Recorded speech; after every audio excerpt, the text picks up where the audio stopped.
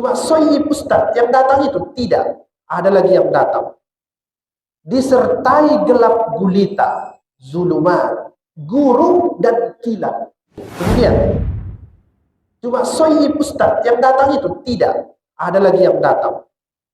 Disertai gelap gulita, zulumat, guru dan kilat. Kalau Al-Quran menjelaskan hujan itu tadi sebagai ayat Al-Quran yang memberikan kesejukan untuk memotivasi manusia, motivasi masuk surga ini segala macam, maka kata-kata ini, gelap gulita ini, guru dan kilat itu gambaran ayat-ayat Al-Quran yang mengandung kritik dan kecaman terhadap manusia untuk menyembuhkan penyakit-penyakit jiwa itu. Nah, ini yang dalam tanda petik negatif. Ayat-ayat ancaman ini. Disebutnya istilahnya gelap gulita, guru dan kilat. Soyib tadi ayat-ayat yang menjanjikan untuk memotivasi. Kalau gelap gulita, guru dan kilat, ayat-ayat yang mengkritik kita supaya menyembuhkan penyakit hati. Perlu rupanya Ustaz, kita itu harus dikritik, sangat perlu. Kalau tiap hari dipuji, jadi Fir'aun manusia. Itu di YouTube saya itu, banyak komentar itu. Ada yang menarik satu komentar. Katanya begini, saya ketawa baca. Bapak ini khotbahnya lucu, mirip pendeta katanya. Ya, saya yakin itu non-muslim. Saya senyum aja. Karena itu yang memukul hati kita. Karena di situ ratusan komentar muji-muji. Juli juga komentar saya lihat di situ ya kan. Mahasiswa puji-puji, dosen terbaik, tidak perlu itu. Dihina aja sekali, kenapa banyak? Tapi itu penting. Ada lagi itu komentar saya baca. Ustadz ini ceramah, nampak kali logat Bataknya katanya. Pas saya cek, kawan saya waktu sanawiyah dulu, perempuan. Merasa pernah dia jatuh cinta, aku tolak cintanya dulu. Merasa ya ada situ komentar.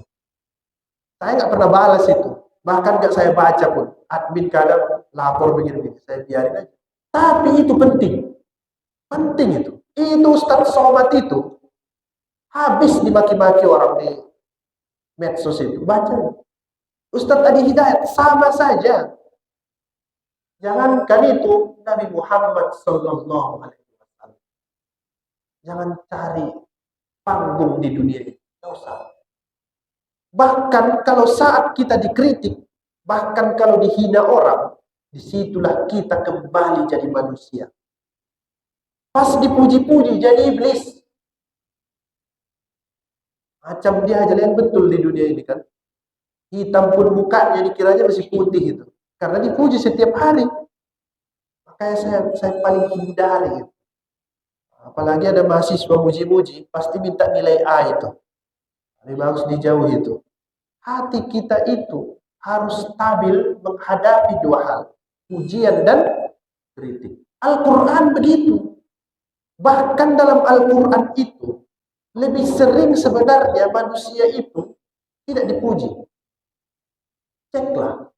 Makanya kalau ada ceramah agama, suka nyenang-nyenangkan orang, itu keliru itu ceramahnya. Tidak cocok itu dengan Al-Quran. Tapi bukan nakut-nakuti saja ya, bukan, harus berimbang. Karena dengan begitu baru berjalan kehidupan itu. Berimbang dia. Harus berimbang. Itulah zulumat wa ra'dul baman. Harus begitu baru berimbang. Apalagi kita punya posisi pengurus masjid ini segala macam, itu nggak bisa dihindari itu. Tapi disitulah yang membuat kita itu tetap jadi manusia. Al-Quran pun bilang begitu. Apa rupanya Ustaz ayat-ayat ancaman itu? Banyak sekali. Banyak itu. Misalnya dulu kita pelajari khatamallahu ala qulubihim wa ala sam'ihim wa ala absarihim ghishawah wa lahum azabun azim. Tuhan mengunci mati hati mereka. Di ujungnya itu lahum azabun azim. Bagi mereka itu siksa yang besar. Kan enggak enak didengar. Memang ceramah ini, informasi Al-Quran memang nggak perlu enak didengar. Yang perlu itu kita sembuh. Kata guru saya dulu, dia macam main basket katanya, dalam mengajarkan agama itu. Kadang dia harus di dribble ke bawah, begini-begini. Ditokok-tokok dia ke bawah bola itu. Baru kadang dibuang di atas. Tapi jangan ditakut-takuti terus. Ya. Namanya itu at-targhib wa tarhib, berimbang. Antara menakut-nakuti dan memberi harapan, baru manusia ini jalan. Kalau takut-takuti terus, lari orang. Suka dia. Tapi kalau terus dipuji-puji, nah itulah dia, jadi Fir'aun. Jangan. Sama juga anak di rumah. Jangan puji-puji terus. Harus proporsional. Itu anak saya itu suka gambar, dibuatnya begini. Cantik. Berapa nilainya? Saya buat 97. Nanti dia kalau dia 100, besok dapat 90, bagaimana perasaannya? No. Jangan kasih sempurna, kasih 97.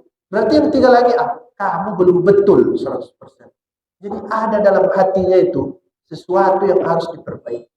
Kita ini pun begitulah, saya kira. Nah, karena Al-Quran pun mengatakan begitu. Nah, kita lihat Bapak Ibu sekalian. Banyak teks-teks agama sebenarnya yang melarang orang terlalu memuji. Kita lihat ya. Ada katanya begini. Seseorang yang berjalan kepada orang lain dengan membawa sebilah pisau tajam, pisau dia ke depan kita, itu masih lebih baik daripada memuji seseorang di depan hidupnya. Tapi bukan maksudnya ini habis nanti bawa pisau ya. Ambil pisau dapur, baru datang dia, kata Ustadz itu, lebih bagus ini daripada kupuji kau. Ini bahasa metafora, majaz, bukan hakikat. Kita harus mengaktifkan imajinasi juga dalam memahami teks-teks agama ini. Kata dia begini, taburkanlah tanah ke wajah orang-orang yang suka memuji. Maksudnya itu, jangan kau puji-pujilah aku terlalu berlebihan. Dan puji-puji aku terlalu berlebihan. Tapi di manusia biasa. Itu maksudnya. Begitulah kira-kira. Nah, Bapak Ibu sekalian, inilah salah satu sifat orang munafik. Dia cari panggung dalam kehidupan sehingga dia tidak terima kalau ada ayat-ayat Al-Quran yang mengkritik, menjelaskan tentang keburukannya. Ada itu sama kita, bisa jadi. Kapan itu datang? Setiap hari bisa datang. Kalau begitu, hindari. Bagaimana cara menghindarinya? Punya ilmu. Bagaimana supaya punya ilmu? Mengaji. Di mana mengajinya? Alhamdulillah dibuat pengurus di Masjid Al-Ihsan. Tiap minggu Ustaz ya. Tiap minggu pagi ada pengajian di sini. Luar biasa itu.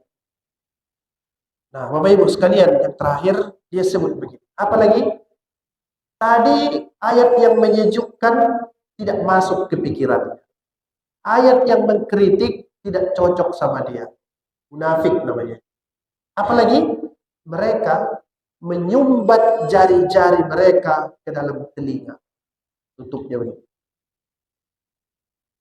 begitu. Aku tak cocok itu.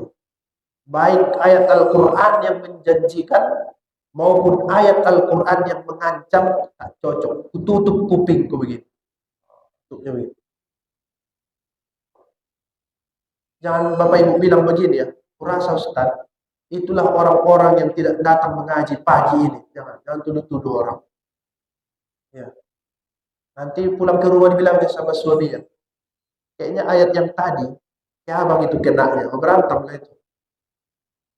Bapak juga, kalau ibu masih tidur di rumah hari ini, capek masak, jangan bilang, kayaknya tafsir yang tadi pagi itu, kau lah itu, ribut nanti. Jadi bagus tuduh aja diri kita sendiri. Kan kita kalau nunjuk orang sebenarnya, satu jarinya itu ke depan, 4 ke kita itu, coba aja. Coba tunjuk orang.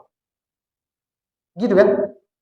Bahkan lebih kuat lagi ke kita, karena yang 3 itu dikepit oleh ibu jari. Coba tunjuk orang, begini. Tunjuk aja diri kita. Tapi pikiran kita selalu ke orang. Padahal badan kita ini selalu mengisyaratkan yang buruk itu kita. Benar. Gimana cara? Tidak mungkin begini kan? Kita lah itu. Jadi kena. Mana buktinya? Itu pas azan. Tak sholat dia. Memang tidak diginikannya jarinya. Tapi nggak sholat dia. Sama kan? Artinya itu dia nggak dengar. Dengar dia Ustaz. Iya, indranya berfungsi. Tapi nggak dikerjakannya. Itulah yang kemarin itu. Tuli dia. Berfungsi semua. Nggak enak ceramah Ustaz ini. Biar aja. Memang nggak perlu enak. Yang perlu itu kita sadar. Itu yang perlu. Besok kami nggak undang Ustaz lagi. Nggak apa-apa. Bukan persoalan undang-mengundang, ini persoalan betul atau tidak. Itu masalah kita ini sekarang, ya kan? Yang nggak boleh itu kan saya ajak Bapak Ibu jadi teroris. Nah, itu nggak betul kan? Kalau itu caranya. Kata Al-Quran begini, terhadap orang yang tidak mau mendengar ayat-ayat Al-Quran, la illam yantahil munafiqun walladzina fi qulubihim marad. Ayat itu surah Al-Ahzab itu. Surah ke-33 ayat 60. Walladzina fi qulubihim marad wal murjifuna fil madinah lanughriyannaka bihim thumma la yujawirunaka fiha illa qalila. Perhatikan ya Bapak Ibu. Sesungguhnya jika tidak berhenti orang-orang munafik dari sifat yang tadi itu, tidak mau dengar ayat Al-Quran, itu maksudnya. Apa yang terjadi?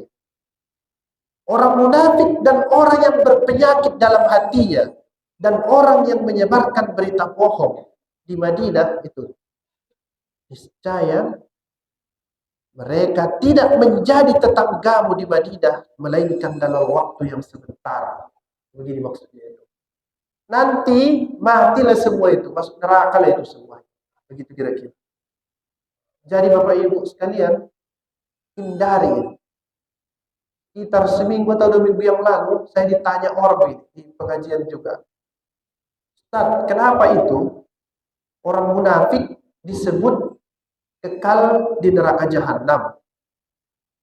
Sementara neraka jahanam itu katanya khusus untuk orang yang beriman yang durhaka. Kan tidak mungkin dia kekal. Kalau begitu, kenapa itu neraka jadi kekalkan? Kan orang muslim tidak kekal di neraka. Keliru itu pertanyaan. Tidak betul itu bahwa neraka jahanam difokuskan untuk orang muslim yang berdosa. Tidak betul itu. Dalilnya, kullil ladzina kafaru satughlabun wa tuhsyarun ila jahannam wa bi'sal mihad. Ada lagi. Innal ladzina kafaru min ahlil kitab wal musyrikin fi nari jahannam. Keliru kita kalau semua sifat buruk sudah mencapai puncaknya, itu bisa jadi kafir. Fasik kalau sudah berlebihan, kafir juga itu. Muslim murtad dia, musyrik juga lama-lama. Jadi semua perbuatan buruk kalau sampai ke puncaknya bisa musyrik, itu kekal di neraka itu. Sama juga sifat kita yang ini, kalau selalu pura-pura, nggak mau dengar, segala macam, tak mau kita, sampai ke puncaknya bisa musyrik. Nah, kalau udah musyrik, khalidina fiha abada. Bapak Ibu sekalian, mari kita berubah. Mari kita berubah. Terutama selalu saya pesankan. Bagaimana Ustaz caranya supaya bisa konsisten? Konsisten sholat itu tandanya. Jangan pernah tinggalkan sholat. Jangan pernah tinggalkan sholat. Itu banyak pertanyaan itu. Payah diamalkan Islam ini. Kalau sholatnya belum beres, semuanya payah. Semua payah. Yang lain-lain itu payah itu. Tak bisa. Kalau sholatnya sudah mulai beres, yang lain itu lama-lama mudah. Mudah itu. Nah, itu sebabnya banyak dalil agama yang mengatakan kalau nanti kita hari kiamat, kalau beres sholat, beres yang lain. Begitu juga, kalau beres sholat kita di dunia ini, yang lainnya insya Allah bisa kita bereskan. Perbaiki sholatmu, biar Tuhan memperbaiki hidupmu. Selamatkan anak-anak kita, supaya jangan menutup telinga ketika mendengar ayat-ayat Al-Quran. Khususnya azan. Azan itu. Datang kita ke sini. Nah, Bapak Ibu sekalian, Kalau itu kita tidak lakukan, wallahu muhitum bil kafirin. Nah, disebutnya kafir kan. Karena tadi cerita orang munafik ya. Karena bisa jadi orang munafik itu jadi kafir kalau dia berkelanjutan. Maksudnya itu Allah meliputi orang-orang yang kafir. Artinya itu Allah akan mengumpulkan mereka lalu menimpakan siksa kepada mereka. Mudah-mudahan kita terhindar dari situ. Innal munafikin fid darkil asfali minan nar. Sesungguhnya orang munafik itu di kerak neraka yang paling bawah. Dirinya tadi ada di sini. Satu, dia tidak mau dengar ayat Al-Quran yang sejuk, dan dia tidak terima ayat Al-Quran yang tegas. Dia letakkan, dia masukkan jarinya ke telinganya. Saya kira ciri ini bisa kena ke kita. Salah satunya orang yang tidak sholat subuh. Begitu kata Hamka. Iya kan? Kalau mau lihat orang munafik, lihatlah ketika sholat subuh. Hati-hati. Alhamdulillah Bapak Ibu hadir di pagi hari ini untuk mendengarkan kajian ini. Mudah-mudahan bermanfaat. Ustaz, jangan lupa kami semua yang Ustaz ceramahkan itu. Baca makalahnya. Tak bisa baca, tonton YouTube-nya. Ustaz tak ada paket. Ada parah kali lah itu. Mau masuk surga pun tidak ada paketnya. Jadi sekarang mudah fasilitas. Belajar. Tonton itu video-video Ustaz. Ustaz Adi Hidayat, Ustaz Abdul Somad, ada Buya Yahya, ada Gus Baha sekarang. Kalau mau dengar sufi-sufi, ikuti Dr. Buya Ar-Rozih Hashim. Nah, itu keren dia menjelaskan sufi. Tapi kalau belum mengerti jangan dulu. Nah, beliau itu saya lihat makomnya tinggi. Yang biasa-biasa dulu lah macam kita itu. Nah, insya Allah sekarang ini di bulan Ramadan, internet itu bisa kita buat sehat kalau kita mau. Dan bisa kita buat sakit kalau kita tidak mau.